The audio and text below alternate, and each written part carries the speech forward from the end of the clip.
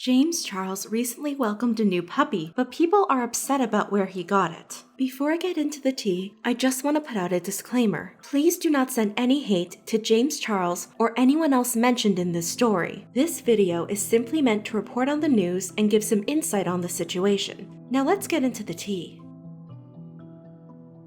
On September 20th, James Charles uploaded a video titled, "Adopting a Puppy." He spoke about how he's wanted a puppy for a while. We've been thinking about this and planning this for literally almost a year now. I almost actually adopted during Christmas time of last year, but with the palette coming out, I knew I was going to be traveling so much that I really wanted to wait for my kind of life and work schedule to calm down a little bit to make sure that I was able to give the right amount of love and attention to a pupper joining the family. And he said he has experience with dogs. I've already been through raising and training a puppy once. It is quite the challenge, but I am so excited and ready to do it again and have him be a longtime family member and best friend here in the sister household. He showed footage of himself and his friends going to an animal shelter and meeting some of the dogs, but ultimately not finding a match. James then went to a PetSmart adoption event, but didn't find a dog there. While he was in PetSmart, he got a call from one of his friends. I did tell some of my close friends that we were planning on adopting a pupper into the family. I just got a call from one of them while we were inside of PetSmart saying that their neighbor's dog gave birth a few weeks ago to a litter of puppies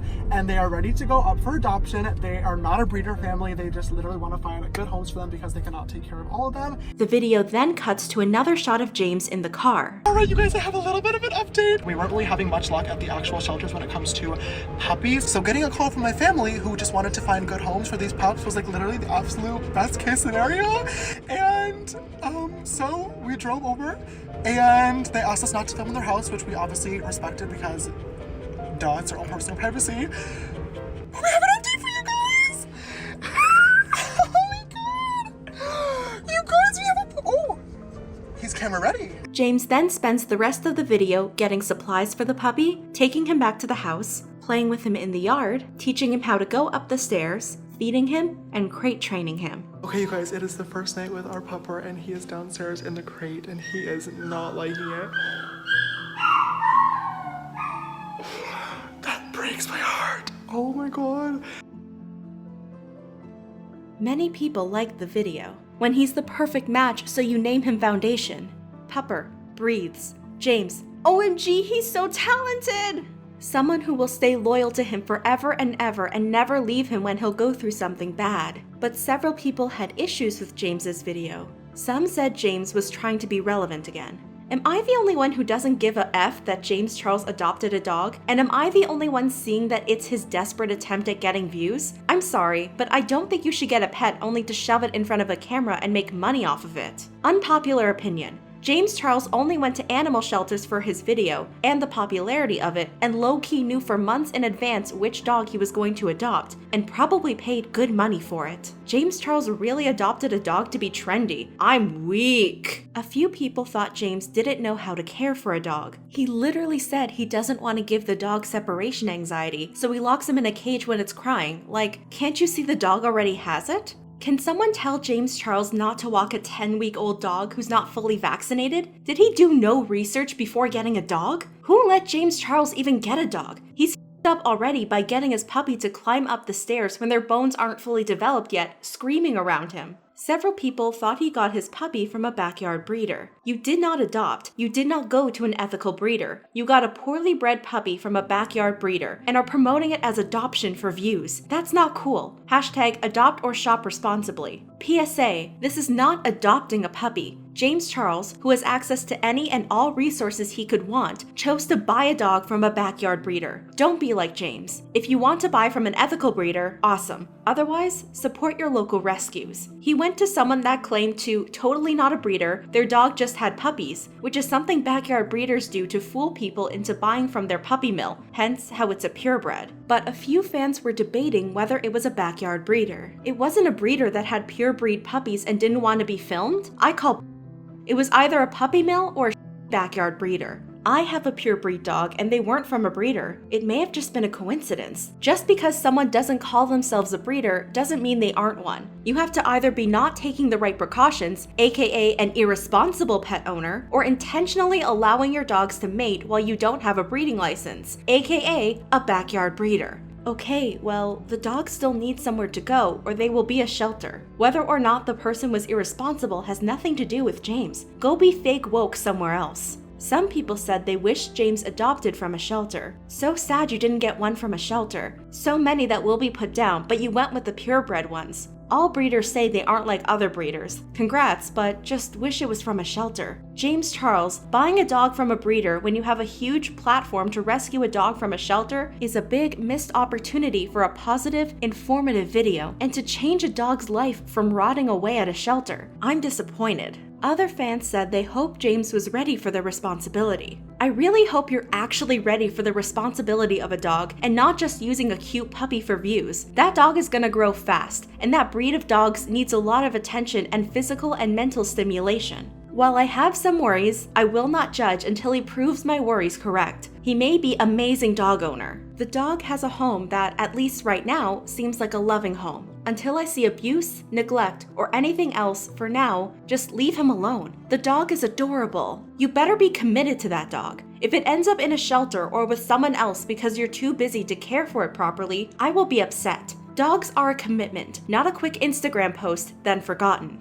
And several people made jokes. Who the let James Charles get a dog? He couldn't even take care of his reputation. Now that the Area 51 raid is over, can we plan the raid to save James Charles's dog? Can we get an F in the chat for this dog? However, some people defended James. Feel really bad for James Charles. He's just got a puppy. You can see how happy he is. But people are desperately trying to find reasons in his video for him to have the dog taken away. There are actually people out there who live to destroy others. Watching people hate on James Charles, saying he bought that dog all willy-nilly.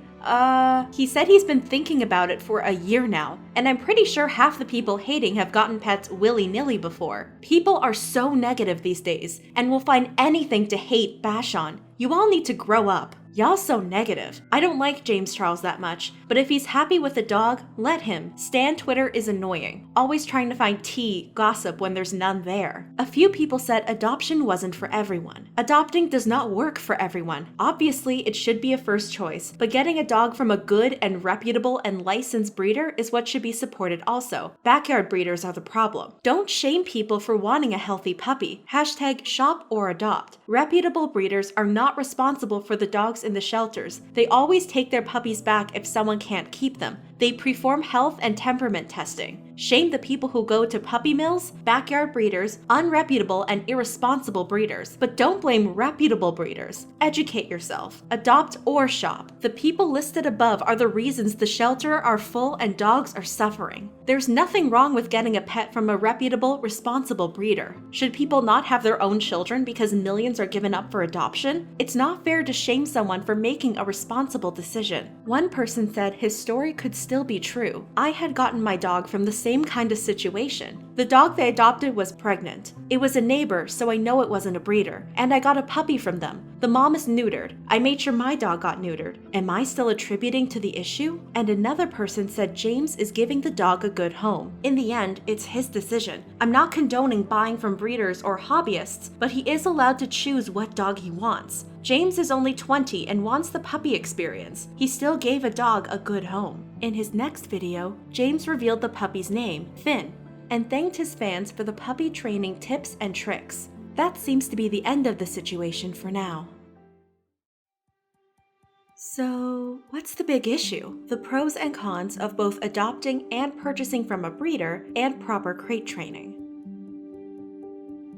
There are definitely a lot of pros to adopting a furry friend. The adoption fees are usually less expensive compared to purchasing an animal from a breeder, and shelter or rescue animals usually have all their vaccinations, and they've been spayed or neutered and microchipped. You also learn more about the animal from shelter workers. Responsible shelters will give you temperament evaluations, care information, and support. You'll be able to speak with the people who have been spending time with the animal since they arrived at the shelter. The staff also spends a lot of time and energy making sure you and the animal are the perfect match. You have to fill out personality questionnaires, and shelter workers consider your lifestyle when matching you with a pet. Shelters are great options for people who don't want to raise puppies. While shelters have animals of all ages, you're more likely to find adult and senior dogs waiting for their forever homes. One benefit to older dogs, they're likely already house-trained. When you adopt an animal, you might end up saving a life. Every year, 8 to 12 million dogs and cats are euthanized because there simply aren't enough homes for all the animals born. By adopting a pet from a shelter, you help reduce pet overpopulation. Plus, you're giving the animal a chance at a new life in a loving home. That being said, there are some cons to adoption. Because shelters take a long time to make sure you and the animal are a good match, you might not be able to leave with the pet the same day you walk in. Shelters also have waiting periods to ensure you don't rush into a decision. And if you don't meet the shelter or rescue's requirements, you may get rejected from adopting that particular animal, although working with the shelter in a foster to adopt program may still be an option.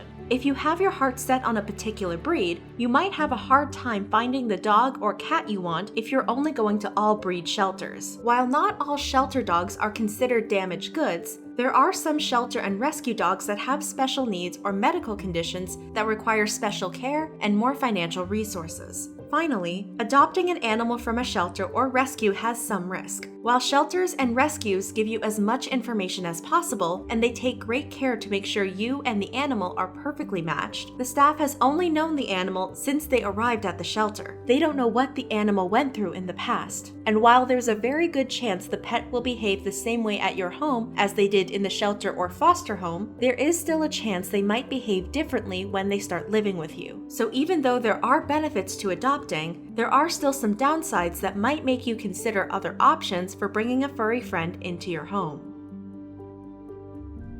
Before we discuss the pros and cons of purchasing from breeders, we have to discuss the origin of breeding itself. To begin, purebred dogs aren't necessarily better than mixed breed dogs. In fact, purebred dogs, as we know them today, didn't even exist until around 150 years ago. In 19th century Victorian England, wealthy people participated in competitive dog breeding for fun. While many people enjoyed watching the dogs, there was a lot of controversy surrounding the standards for the breeds. Even though most dog enthusiasts wanted some kind of standardization, some enthusiasts felt like the breed standard was being set based on aesthetics, not on the dog's utility or health. As a result, the breeds were changing, and not necessarily for the better. For example, the modern Saint Bernard was said to be a beautiful animal, but would be useless in alpine rescue work. As dog shows became more popular, selective inbreeding took place to ensure the dog breeds maintained the same standard of physical appearance, regardless of the health of the dog. Even today, some breeders will line breed, a type of inbreeding that mates direct relatives like grandfather and granddaughter to pass down the desired traits, especially when a sire dog has won many championships. Just like inbreeding among humans can lead to health problems, inbreeding with different dog breeds puts many dogs at risk for diseases. J.H. Steele, a veterinarian, once wrote about a toy dog whose stomach refuses all but the most delicate morsels artificially prepared, whose limbs can scarcely support his weight, whose natural atmosphere is that of a close and heated room, and who has become petulant and snappish through the enervating influence of his surroundings. And some of those health problems are showing up in dog breeds today. 60% of golden retrievers will develop cancer, Dalmatians are predisposed to urinary blockages, and Great Danes are prone to bone tumors from supporting their own weight. The English Bulldog might be the most clear example of health issues caused by inbreeding.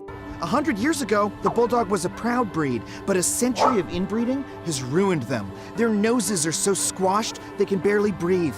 Their heads are so big, they can only give birth by cesarean section, and their average life expectancy is 6 years. Aside from the health issues associated with purebred dogs, there are other problems with breeding. Backyard breeders are dog breeders with little knowledge or experience. They might not have bad intentions, but they all lack the necessary information to have good genetic matches. Puppy mills are commercial breeding facilities known for mass-producing dogs with little care for their well-being. The puppies are usually sold through pet stores or classified ads. In both cases, the animals usually don't receive proper health care. While the puppies may seem healthy when you take them home, they can later show health issues that weren't disclosed when you picked out your pet. However, even with all the downsides to breeding, there are some legitimate reasons why people choose to purchase an animal over adopting. Sassafras Lowry, an author and dog trick instructor, wanted to get a Newfoundland puppy from a breeder because, with a more ethical breeder, the puppies have medical screenings and get socialized early. As well, Sassafras wanted to raise a puppy that could be shaped and socialized from the start, rather than re-socializing a rescue dog. Erin Auerbach, a journalist, said that after rescuing several dogs who ended up having serious health issues, she didn't want to take the risk of rescuing more dogs with health problems. To her, breeders seemed like the safer choice because they know everything there is to know about the animal, including bloodlines, family history, temperament, and medical history. In an opinion piece for the Washington Post, she wrote, "Adopting a shelter dog is a lot of work, and it's a gamble, especially for those who aren't responsible enough or don't have the time and resources, emotional and financial, to devote to the animal. Rather than take that risk, I took on a dog I know I can give a good home to." If you want to purchase a pet from a breeder, you should avoid buying from backyard breeders and puppy mills. Here are some warning signs of an unethical breeder. The seller has several types of purebred or designer hybrid dogs that are sold at less than 6 weeks old. The breeder is reluctant to show you the full area where the puppies are bred and kept. The seller doesn't ask you questions about you or your lifestyle to ensure you and the dog are the right fit. The breeder doesn't guarantee the pet. They won't take the animal back if there are any issues. The seller often advertises rare colors or sizes. The rare traits aren't in accordance with breed standards and could lead to health or behavior issues. And if you want to get a particular dog breed but don't want to support breeders, you can always adopt from a local breed-specific rescue, like the Long Island Golden Retriever Rescue, the NorCal French Bulldog Rescue, or Adopt a Husky Minnesota. Lastly, James received some criticism about the way he crate trained his puppy. While crate training isn't suitable for some dogs, it can provide privacy and security for your dog both at home and when traveling. It can also help with potty training. However, there are proper ways to effectively crate train a puppy, and it's not an overnight process. Make sure you have a sturdy, durable crate that's just big enough for your dog to stand up and turn around. Cushion it with soft towels or old sheets. Introduce your dog to the crate and associate it with being a safe, happy place. Encourage your dog to enter the crate by dropping small treats nearby, then just inside the door, then all the way inside the crate. Start feeding your dog meals in the crate, creating a pleasant association with being in the crate. Once your dog is comfortable in the crate, you can start practicing with longer crating periods. Leave your puppy in the crate for short periods when you're home, and alternate between sitting quietly beside the crate and sitting in another room. When your puppy can spend roughly 30 minutes in the crate without being anxious or afraid, you can start leaving your dog in the crate for short periods when you leave the house. As you crate your dog at night, you should keep the crate close to your bed or next to your bed. It'll be easier to take them out during the night, and your puppy won't associate the crate with social isolation. It's clear that James loves Finn and wants to give him all the love and care the puppy deserves, but he also has a responsibility to be honest, transparent, and knowledgeable on getting and raising a pet. While his story is theoretically plausible, there are a few confusing elements that don't add up. There's nothing wrong with wanting a particular dog breed, whether it's from a breed-specific rescue or a more reputable breeder. If you want to get a dog, make sure you do your research and make an informed decision. But influencers and celebrities have a responsibility to their audience to be honest about how they got their pet, especially when they profit off the experience. What James does has an impact on his audience, and he owes it to his fans to give them the best information he possibly can. What do you think about this story? Have you trained a puppy? Let me know in the comments below.